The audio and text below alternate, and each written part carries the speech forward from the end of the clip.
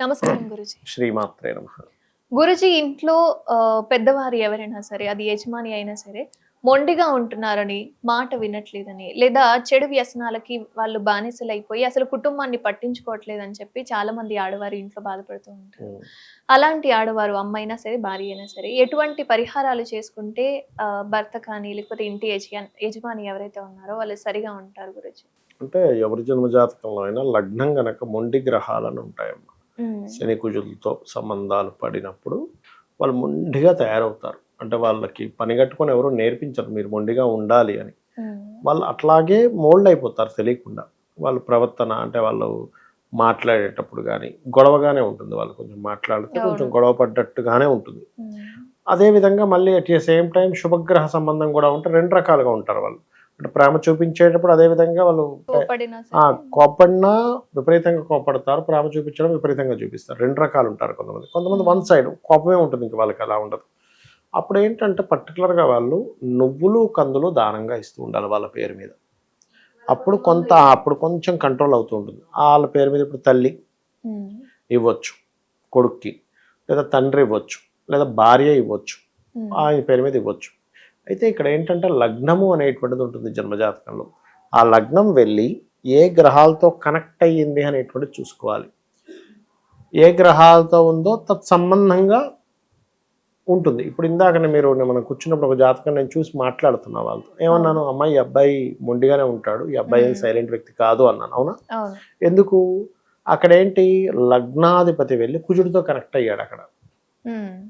మిథున లగ్నమై బుధుడై కుజుడితో కనెక్ట్ అయ్యాడు. 6వ స్థానంలో ఉన్నాడు. కుజుడు స్ట్రాంగ్‌గా ఉన్నాడు. అంటే ఏమిటి ఆ అబ్బాయి అసలు కాంప్రమైజ్ అవ్వడు. నేను చెప్పిందే నడవాలి అంటాడు. అప్పుడేంటి ఆ కుజుడికి సంబంధించిన దానం ఇచ్చుకుంటూ అంటే కందులు దానంగా ఇస్తూ ఉంటే స్లోగా మార్పొస్తుంది. ఒక రోజులో మార్పు రాదు మళ్ళీ. హ్మ్. అబ్బాయి చేత అవి దానాలు ఇప్పించడము. కొంచెం ఏంటంటే రెగ్యులర్‌గా కొంచెం విష్ణు సహస్రనామాలు వినిపించడం ఇవి చేస్తూ ఉండాలి. చేస్తూ ఉంటే స్థితికారకుడు అంటే విష్ణువు అంటే బుధగ్రహ ప్రభావం పెరుగుతది. కుజగ్రహ ప్రభావం తగ్గుతుంది. అప్పుడు బుద్ధి వికసిస్తుంది. అంటే ఏంటి నేను ఎందుకు గొడవ పెట్టుకోవాలి? నేను ఎందుకు ఇలా మొండిగా ఉంటున్నాను? అరే నేను మొండిగా ఉండడం వల్ల వీళ్ళు బాధపడుతున్నారు కదా! హ్మ్. వాళ్ళ పాయింట్ ఆఫ్ వ్యూలో ఎలా ఉంటుందంటే ఇది నేను కరెక్ట్‌గానే ఉన్నాను అనిపిస్తూ ఉంటుంది వారికి. అవును. అసలు 1% కూడా వాళ్ళు కరెక్ట్‌గా లేరని వాళ్ళకి తెలియని కూడా తెలీదు. వాళ్ళ స్వభావమే అది కాబట్టి వాళ్ళ వాళ్ళకర్థం స్వభావం కాదు. అది కాబట్టి వాళ్ళకది అర్థం కాదు. ఎలా అయితే హ్మ్. రాయి స్వభావం రాయిగా ఉంది. హ్మ్. రాయి ఎప్పుడు అనుకోదు నేను నీళ్ళలాగా ఉండాలని. నాదే ఇది అని. నేను ఇలా ఉన్నాను, నేను కరెక్ట్‌గా ఉన్నాను అనుకుంటది హ్మ్. రాయి. అలాగే వాళ్ళు అలాగే ఉండడమే వాళ్ళు కరెక్ట్ అనుకుంటారు. కానీ ఓవరాల్‌గా బాహ్యం నుంచి చూసే వాళ్ళకి తెలుస్తుంటుంది కదా! అరే! ఈ అవును. అబ్బాయి ఎందుకు ఇలా ఉన్నాడు? వీళ్ళ మదర్ ఫీల్ అవుతుంది కదా! అనేటువంటిది మధ్యవర్తికి తెలుస్తుంది. ఫీల్ అయ్యే వాళ్ళకి తెలుస్తుంది. హ్మ్. అందుకని ఈ గ్రహ ప్రభావం వాళ్ళ మీద చూపిస్తూ ఉంటుంది. మీరు ఒక 100 జాతకాలు పెట్టారనుకోండి. అందులో మొండిగా ఉండే జాతకాలు ఎవరండి అంటే సెపరేట్‌గా తీయొచ్చు. మనుషుల్ని చూడకుండానే. హ్మ్. ఇందులో సౌమ్యంగా ఉన్న వాళ్ళు ఎవరు అంటే క్లియర్‌గా తీసి పక్కన పెట్టొచ్చు. వీళ్ళు సౌమ్యులు, వీళ్ళు మొండివారు, వీళ్ళు సీక్రెసీగా ఉంటారు, వీళ్ళు మనీ మైండెడ్‌గా ఉంటారు, వీళ్ళు బాగా తెలివిగా ఉంటారు, వీళ్ళు ప్రతిదానికి గొడవ పెట్టుకుంటారు, వీళ్ళు బాగా వర్కాహోలిక్ పర్సన్స్, హ్మ్. వీళ్ళకి ఎక్కువగా ఎక్కువ తిరగడం ఇష్టం ఉంటుంది, వీళ్ళకి సీక్రెసీగా ఒక దగ్గర కూర్చోవడం ఇష్టం ఉంటుంది. అన్నీ ఉంటాయి జాతకంలో. హ్మ్. వీళ్ళు ఏమిటి అనేటువంటిది వాళ్ళ జన్మ జాతకంలో వాళ్ళ లగ్నం ఏ గ్రహాలతో కనెక్ట్ అయిందో దాన్ని బట్టి వాళ్ళ శరీరాకృతి కావచ్చు, మనిషి తత్వం కావచ్చు కనెక్ట్ అయి ఉంటుంది. హ్మ్. ఇప్పుడు మరీ విపరీతంగా ఉందనుకోండి కొంతమంది కేసెస్‌లో తెలిసిపోతుంది మన జాతకం చూడగానే. చిన్నప్పటి నుంచి ఏ గ్రహాల ద్వారా అయితే లగ్నం పాడైందో దానికి సంబంధించి దానంగా ఇవ్వడము.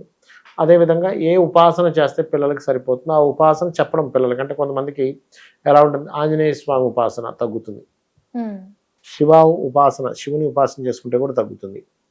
అదే దక్షిణామూర్తి ఆరాధన చిన్నప్పటి నుంచి లేనట్లయితే హయగ్రీవ స్తోత్రం నేర్పించడం. జ్ఞానానందమయం దేవం నిర్మల స్ఫటికాకృతిం ఆధారం సర్వ విద్యానాం హయగ్రీవం ఉపాస్మహే. ఇది చేయిస్తూ ఉంటే కూడా వీళ్ళకి ఉత్సాహం అనేది అంటే అంటే చెడు అలవాట్ల నుంచి. అనవసరమైనటువంటి చెడు అలవాట్లు, కోపాలు, ద్వేషాలు, గొడవల నుంచి తగ్గుతూ ఉంటుంది వీరికి. హ్మ్. ఆ రకంగా చేయించాలి. ఒక్కొక్కసారి కొంతమంది చిన్నప్పుడు బానే ఉంటారు. ఒక ఏజ్ వచ్చినప్పుడు సడెన్‌గా మారిపోతారు. అవును. దానికి కారణం ఏంటంటే దశ మారుతుందప్పుడు.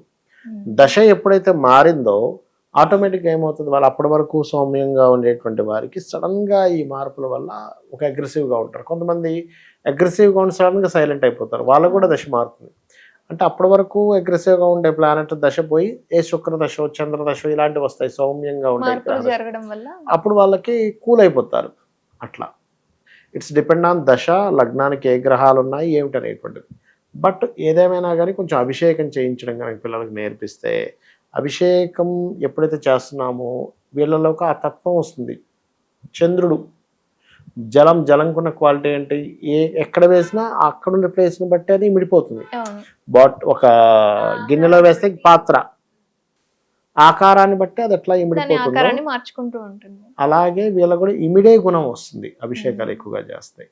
అదే విధంగా గురుజీ అంటే చాలా మంది వాళ్ళ సెల్ఫ్ గా మాట వినని వాళ్ళు ఉంటారు.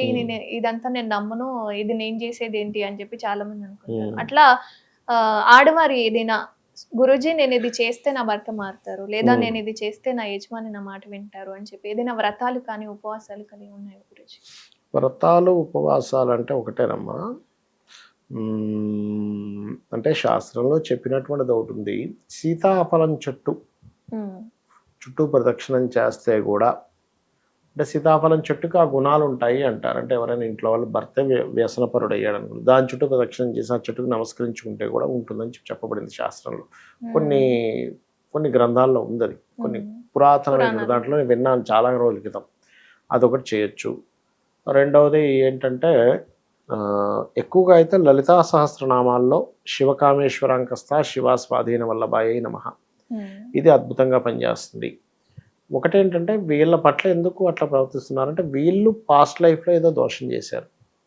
అలాంటప్పుడు అటువంటి పార్ట్నర్స్ రావడము, వాళ్ళు ఇబ్బంది పడడం అనేటువంటిది జరుగుతూ ఉంటుంది. వాళ్ళ జన్మజాతకంలో కనబడుతుంది కూడా ఎలాంటి పార్ట్నర్ వస్తారు, వాళ్ళు భయస్తుల, కోపంగా ఉండే వాళ్ళ, గొడవ పెట్టుకునే వాళ్ళ అని కూడా ఉంటుంది. ధన్యవాదాలు. శ్రీమాత్రే నమః.